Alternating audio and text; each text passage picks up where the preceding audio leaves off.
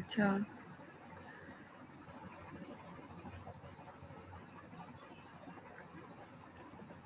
यहाँ पे से आपके पास स्क्रीन विजिबल है?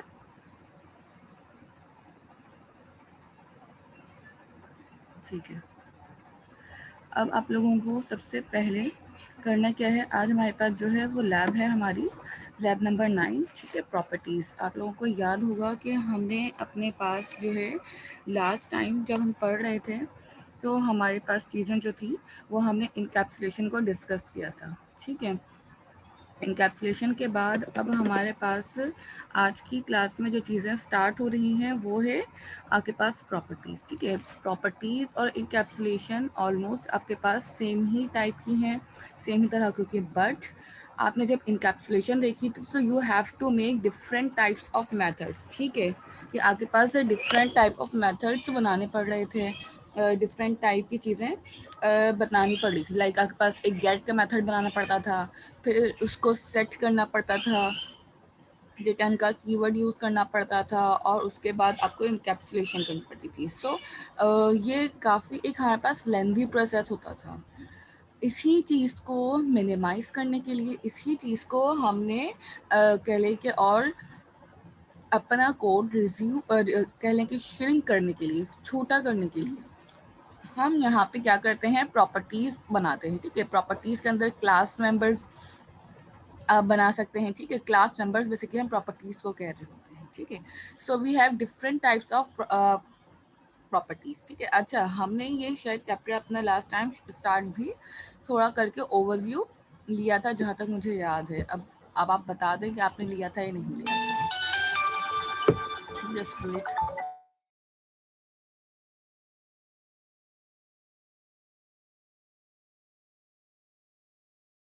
ठीक है, यहाँ पे आपके पास जो है प्रॉपर्टीज़ पे आ जाती हैं, ठीक है। यहाँ पे आपके पास जो चीज़ें आ रही थी वो आपके पास कुछ चीज़ें हमने लास्ट टाइम भी डिस्कस किया था कि आपके पास एक्सेसर्स होते हैं, कुछ एक्सेसर्स हमारे पास प्रॉपर्टीज़ को एक्सेस करने के राइट्स दे रहे होते हैं, ठीक है। प्रॉपर्टीज़ को किस तरह से एक्सेस करना है, प्रॉपर्टी को किस तरह से यूज़ करना है, प्रॉपर्टी को किस तरह से आपने काम करना है, वो आपने इस पर देखना होगा, ठीक है। अच्छा, यहाँ पे आपके पास एक्सेसर्स कितने टाइप के हैं, क्या क्या चीज़ें उन एक्सेसर्स में यूज़ हो रही हैं। देखिए, सबसे पहले आपके पास यहाँ पे एक्सेसर्स के अंदर हम जब बात करते हैं तो सबसे पहले प्रॉपर्टी जो आपके एक्सेसर की आती है वो होती है गेट प्रॉपर्टी। सेकेंड प्रॉपर्टी होती है आपके पास सेट प्रॉपर्टी, ठीक है। ये दो प्रॉपर्टी हैं, जिस तरह से आप दो मेथड्स बना के काम करें, डेफिनेटली मेथड बना के काम करना, फिर उसके अंदर वैल्यूज पास करना, रिटर्न करना, फिर मेन में कॉल करना, definitely it's a big process.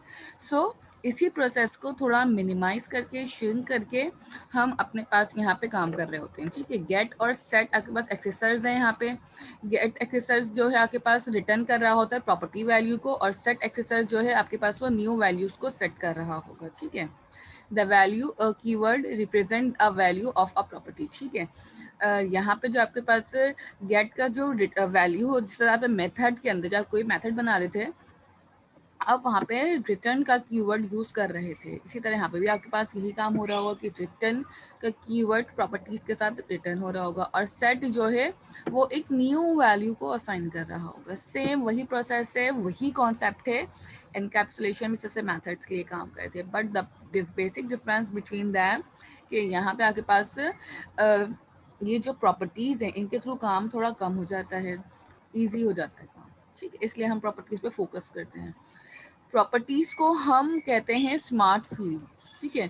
Properties are also known as smart field, ठीक है। तो आपके पास प्रॉपर्टीज से कुछ टाइप्स भी आप पढ़ेंगे, ठीक है। प्रॉपर्टी जो है वो आपके पास रीड ओनली भी हो सकती हैं, रीड राइट भी हो सकती हैं, और राइट ओनली भी हो सकती है। We have 3 types of property, ठीक है, और 2 टाइप्स ऑफ एक्सेसर्स। प्रॉपर्टीज और एक्सेसर्स अलग अलग चीज़ें हैं, ठीक है।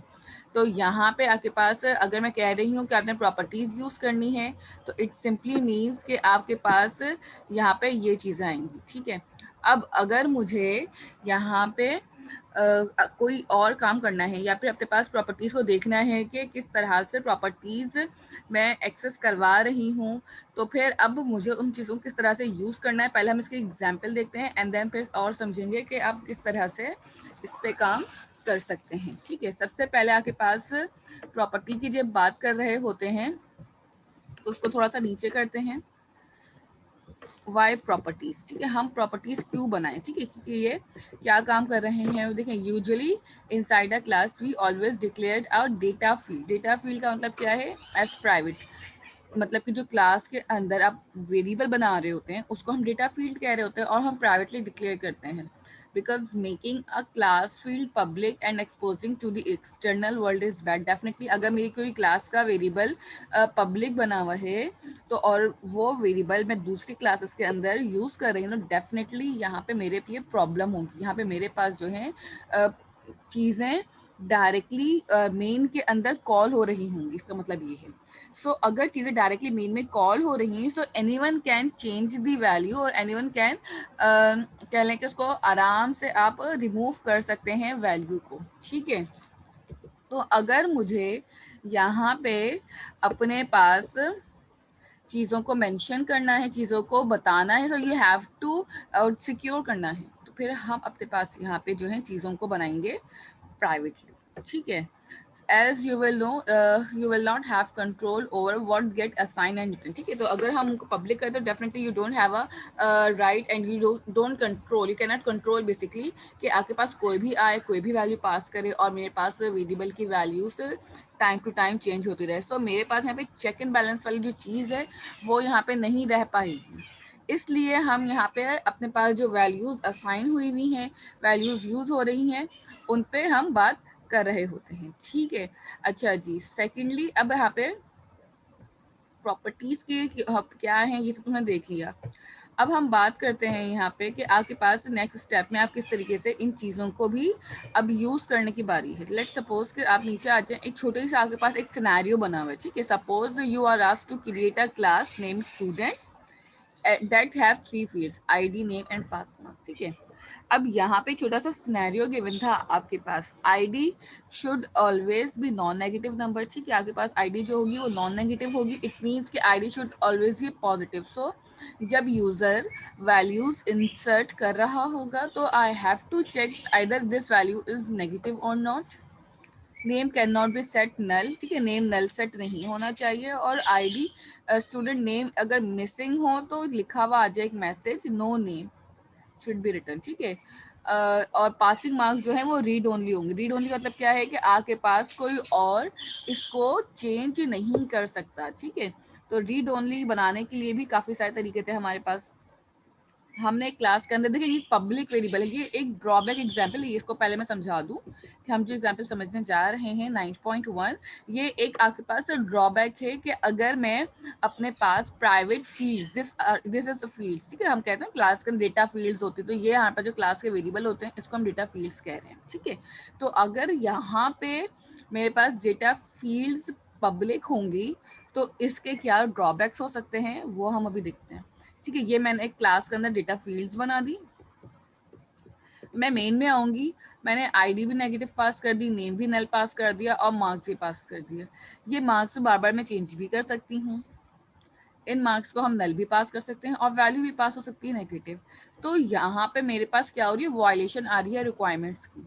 तो जो रिक्वायरमेंट्स मैंने पास की थी डेफिनेटली उन रिक्वायरमेंट्स पे मैं फुलफिल नहीं उतरती, उन रिक्वायरमेंट्स पे मेरे पास जो चीज़ें हैं वो पूरी नहीं उतर रही हैं। ठीक है, तो इस टाइप के सिनेरियो में अब ऐसा क्या करना चाहिए मुझे कि यहाँ पे मेरे पास सारी चीज़ें या जो भी मैं काम कर रही हूँ वो सबके सब आपके पास जो हैं टोटली अलाइन हो या टोटली आपके पास करेक्टली मेंटेन हुआ हुआ हो। ठीक है, तो उनके लिए आप क्या करेंगे, यहाँ पे आएंगे और यहाँ पे आने के बाद आप सिंपली गेटर एंड सेटर के मेथड्स को यूज करेंगे। ठीक है, हम अभी प्रॉपर्टीज की बात नहीं कर रहे, हम मेथड्स की बात कर रहे हैं। ठीक है, ये चीज़ें आपने अपनी लास्ट लेक्चर के अंदर भी देखी थी कि गेटर और सेटर किस तरीके से आपके साथ काम कर रहे थे। ठीक है, तो सबसे पहले आपने तीनों फील्ड्स को प्राइवेटली डिक्लेयर किया। अब चीज़ें मेरी यहाँ से थोड़ी बेहतर होना स्टार्ट हुई हैं। ठीक है, जो एक्सेस हर किसी के पास था, अब वो एक्सेस बहुत लिमिटेड हो गया, ठीक है, क्योंकि हमें पढ़ा था जब मॉडिफायर प्राइवेट यूज हो रहा होगा तो आपके पास सबसे पहले जो एक्सेस होता है प्राइवेट मॉडिफायर का वो सिर्फ और सिर्फ विद इन क्लास होता है, ठीक है। इट मीन्स अगर यहाँ पे प्राइवेट लिख रही हूँ तो ये जो मेरी क्लास है स्टूडेंट की, I can only access this variable within a class. मैं इस क्लास के बाहर मेन के अंदर या किसी दूसरी क्लास के अंदर इसको एक्सेस नहीं कर सकती, सही है। तो अब यहाँ पे आपने एक मेथड बनाया था सेट का, सेट आईडी करने के लिए, क्योंकि मुझे यहाँ पे चेक करना था कि either my ID is negative or not. सो अगर आईडी मेरे पास लेस देन 0 हो, ठीक है, ये तो कंडीशन हमारे पे फिक्स होती है कि अगर आपके पास आईडी लेस देन और इक्वल टू 0 कर लें या लेस देन सिर्फ 0 कर लें तो आपके पास क्या आ जाएगा message, student ID can not be negative. और आपने वही वाला काम किया, this dot I D equal to I D. इसी तरह गेट आपने किया आईडी और रिटर्न कर दी। सेट नेम को चेक किया कि अगर नल हो तो स्टूडेंट नेम के लिए नल पास कर दें, and then get this dot name वाला काम। और मार्क्स के लिए भी आप यही करेंगे कि मार्क्स आपके पास जो है वो नल ना हो, ठीक है, फिक्स हो जाए। ये काम आपके पास से दोनों तरीके से हो सकता था। आप चाहते तो कोड में एक्सेप्शन पास करते इस तरह से, देखिए ये कोड जो ना प्रीवियस वाला है जो आपके पास 9.1 की एग्जाम्पल थी, और ये 9.2 की एग्जाम्पल है जो कॉल की हुई है। इसमें आपके पास जब हम इस तरह से कॉल करेंगे like one minus negative value null pass किया था तो डेफिनेटली मेरे पास एरर आने के चांसेस हैं, क्योंकि आपने आप कंडीशंस पास कर दी हैं नल वैल्यूज के लिए भी नेगेटिव वैल्यूज के लिए भी। सो यहाँ पे आप पास करें तो क्या आ जाएगा, this code show exception error, exceptions are error, ठीक है। अभी कोई एक्सेप्शन वर्ड यूज कर तो definitely you have to understand कि एक्सेप्शन का मतलब होता है एरर आना, ठीक है। तो यहाँ पे आपके पास एरर आ रहे होंगे। दिस कोड वर्क परफेक्टली, ठीक है, आपके पास ये कोड जो वर्किंग परफेक्टली कर रहा है, ठीक है। फुरकान अब्बासी मैसेज शो हो जाएगा, नल नहीं है मेरी नेम की वैल्यू, आईडी मेरे पास यहाँ पे 101 पास हो रही होगी क्योंकि नेगेटिव नहीं है, ठीक है। यहाँ तक करने के बाद ये वो चीज़ें थी जो लास्ट टाइम आपने देखी थी, डिस्कस की थी और प्रैक्टिकली इम्प्लीमेंट भी कर ली थी। Now we have to start from get and set accessors from today, ठीक है, कि आज जो हमें चीज़ स्टार्ट करनी, ये तो हमारे पास प्रीवियस जो आपने सेशन 8 के अंदर भी एग्जाम्पल्स परफॉर्म की थी, ये वो वाली एग्जाम्पल्स थी अब तक की। अब जो बात कर रहे हैं हम अपने पास उनके अंदर अब क्या क्या काम करना है और किस तरह से करना है अब वो देखना है, ठीक है। गेट एंड सेट एक्सेसर्स अब आप यूज कर रहे होंगे। सबसे पहले गेट एक्सेसर्स क्या काम करता है, सेट एक्सेसर्स क्या काम करता है, वो अब आपने देखना है, ठीक है। अगर हम बात करते हैं सबसे पहले यहाँ पे डेफिनेशन की, तो आप इस चीज को पहले समझ लें। So in C sharp we use properties to get and set class private field, ठीक है। अब आपको यहाँ प्राइवेट फील्ड, ठीक है, अब डेटा फील्ड्स बोल लें, डेटा फील्ड बोलते तो ये इंट आईडी नेम और मार्क्स पास मार्क्स आ जाता है। यहाँ पे प्राइवेट लगा हुआ है, प्राइवेट की जगह पब्लिक हो या कोई भी हो, ठीक है, डेटा फील्ड्स ही रहेंगी। प्राइवेट लगा हुआ तो इसलिए हम प्राइवेट डेटा फील्ड्स भी कह सकते हैं और प्राइवेट फील्ड्स भी कह सकते हैं, ठीक है। We use get and set accessors to implement property, ठीक है। आपके पास गेट और सेट एक्सेसर्स होंगे प्रॉपर्टीज के लिए, ठीक है। ये दो accessors the advantage of properties over traditional get and set method is that you can access them as like they were public fields. समझ आ रही है कि मैं यहाँ पे अपनी पब्लिक फील्ड्स की तरह, पब्लिक फील्ड मतलब पब्लिक वेरिएबल जिसे हम बनाते हैं यहाँ पे, उसी की तरह डायरेक्टली एक्सेस कर सकती हूँ अपने दोनों एक्सेसर्स को, गेटर और सेटर। दो एक्सेसर्स है मेरे पास, इन दोनों को हम डायरेक्टली यूज कर सकते हैं, ठीक है। यहाँ पे अब मुझे दो अलग अलग मेथड्स या फिर उनकी कॉलिंग या इस टाइप की जितनी भी प्रॉब्लम्स थी ना, अब उनसे हम ओवरकम करके काम कर रहे होंगे। तो डेफिनेटली ये बहुत अच्छा प्रोसीजर है, बहुत अच्छा काम है, इससे ज़्यादा इजी हो जाता है आपके लिए कोड को रेक्टिफाई करना, समझना, और आगे भी ऐसे काफ़ी एडवांटेजेस आपको नज़र आते रहेंगे। एक बात हमेशा याद रखिएगा, अगर आप आगे अपना प्रोग्रामिंग की तरफ आते हैं तो डेफिनेटली सी शार्प के अंदर एक्सेसर्स और प्रॉपर्टीज ऐसा कोर टॉपिक है जिसके अंदर आपने बहुत ज़्यादा यूज़ करना होगा अपने डेटाबेसेस के जगहों पे, ठीक है। अभी तो आप डायरेक्टली काम कर रहे होते हैं मेथड्स की जगह बना के ना, लाइक गेट और सेट की प्रॉपर्टीज़ नहीं बनाते, मेथड्स बनाते हैं और काम कर रहे होते हैं। डेफिनेटली वो ठीक है काम, वो बिगनर्स लेवल तक का काम है। आप जब आगे जाते हैं थोड़ा सा एडवांस लेवल पे, प्रोफेशनल लेवल पे, तो डेफिनेटली फिर वहाँ पे से फिर आपके पास चीज़ें जो है चेंज होना स्टार्ट हो जाती हैं। चेंज होंगी चीज़ों की सिक्योरिटी पर्पज़ की हम बात करना स्टार्ट कर देते हैं। तब आपके पास से प्रेफर किया जा रहा होता है कि आप गेट एंड सेट एक्सेसर्स को यूज़ करें, प्रॉपर्टीज़ को यूज़ करें, ठीक है। तो अभी हम जो है एक्सेसर्स यूज़ कर रहे हैं, इसके बाद हम प्रॉपर्टीज़ पे जाएंगे, रीड प्रॉपर्टी, राइट प्रॉपर्टी, सारी प्रॉपर्टीज़ को भी यूज़ करेंगे। सबसे पहले अपने पास, अगर मुझे यहाँ पे एक्सेसर्स यूज़ करने हैं तो सबसे पहला काम क्या करना होगा, एक स्टूडेंट की क्लास लेनी है, आईडी, नेम और पास मार्क्स, ये 3 चीज़ें वेरिएबल्स बना लिए, डेटा फील्ड्स बना ली। फील्ड्स मेरी प्राइवेट टाइप की डिक्लेयर हुई हुई है यहाँ पे। आईडी, नेम, ठीक है। आईडी के लिए हमारे पास रिक्वायरमेंट है कि आईडी नल ना हो, सॉरी आईडी नेगेटिव ना हो, और नेम के लिए रिक्वायरमेंट है कि नेम आपका नल ना हो, ठीक है।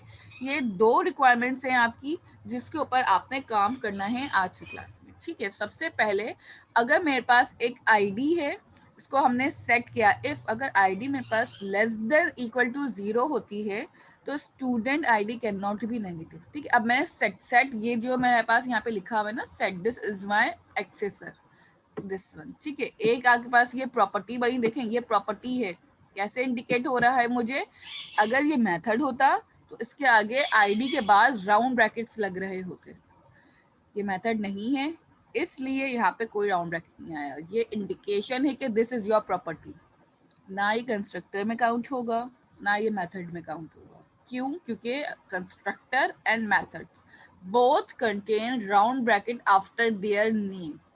यहाँ पे आईडी के बाद कोई नहीं है चीज लगी हुई, डायरेक्टली उसकी बॉडी ओपन हुई है, so it simply means that you are using properties. ID is my property name. Got it? यहाँ तक क्लियर है? यहाँ तक कोई क्वेश्चन है आपका तो पूछ लें।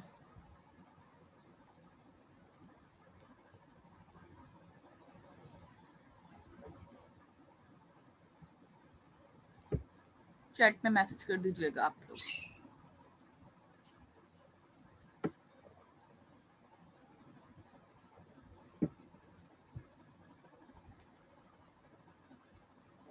ठीक है, ओके, सही है, ओके फाइन। नेक्स्ट क्वेश्चन, अब नेक्स्ट देखें, ये वाला काम तो मैंने सिर्फ अभी इफ का काम किया है सेट के लिए, ठीक है। थोड़ा सा और नीचे आते हैं,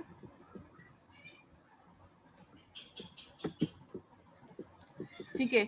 इसी तरह आपने this dot ID equal to value लिखा है, यहाँ पे ये जो वैल्यू कीवर्ड है, देखें ये कीवर्ड आपके पास ना बिल्ट इन है। आपका ये वाला जो this dot ID equal to value लिख रहे होंगे, ये वैल्यू आपके पास मेन से उठ के आ रही होगी, मेन की वैल्यू उठ के आपने इस प्राइवेट फील्ड के अंदर असाइन करवानी है।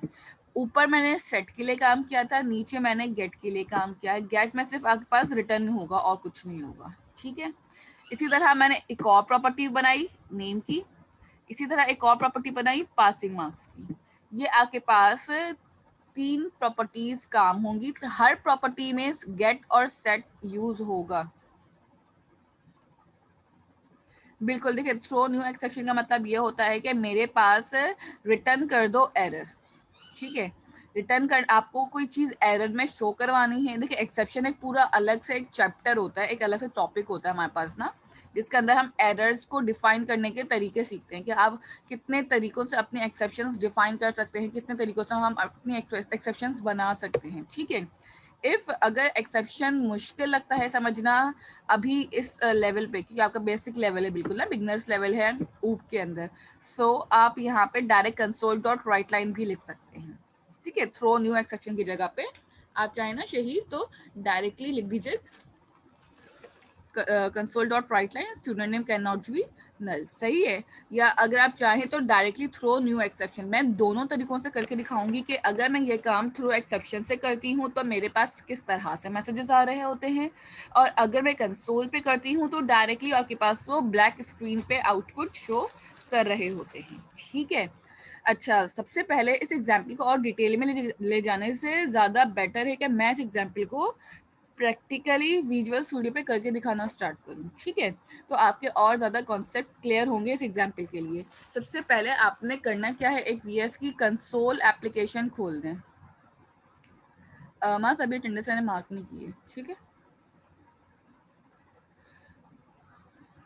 यहाँ पे आ जाएं और यहाँ पे आके अपने पास एक विजुअल स्टूडियो जल्दी से ऑन करें और वीएस ऑन करने के बाद अपने पास एक कंसोल एप्लीकेशन ले लीजिएगा।